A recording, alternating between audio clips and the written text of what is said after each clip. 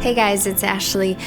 I was reading today the 23rd Psalm. It is one of my favorite and some of my favorite stuff to teach as well.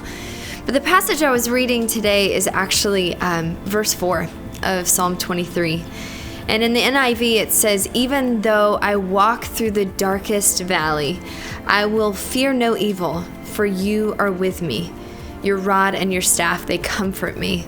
There's a couple thoughts that come to mind when I read that passage. One is hearing my husband talk about his travels through the Middle East and how he was even able to see shepherds with their flocks. And in particular, this one evening, they were traveling through the mountains of the desert in the Middle East, and he saw a group of shepherds. And what was so intriguing is as dusk fell, these shepherds tend to back their sheep into the cleft of the mountains, right?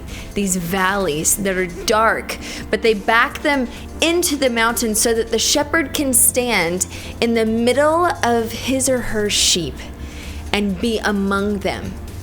And he said what was so intriguing is when they stopped their van to kind of take a look at this, it was so incredibly quiet. You see, during the day, when the shepherd leads, he calls out to his sheep, "Hey, follow me, come this way," leading in paths of righteousness, right? And when those paths led to the valley in the evening, it was quiet. Why? Well, exactly what David's saying here. It's quiet because the shepherd is there with his sheep. Maybe you feel like you're in an incredible valley today. Maybe it's dark, and in your valley, you may be even calling it the valley of the shadow of death, which is what some versions refer to it as. And maybe you don't even feel like you hear the voice of God.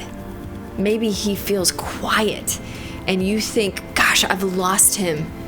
And that's just simply not the case. I want to let you know that today, in those really quiet moments, sometimes your great shepherd is quiet because he's right there with you. He doesn't have to yell because he's right beside you, holding you in his hands. Take comfort in that today.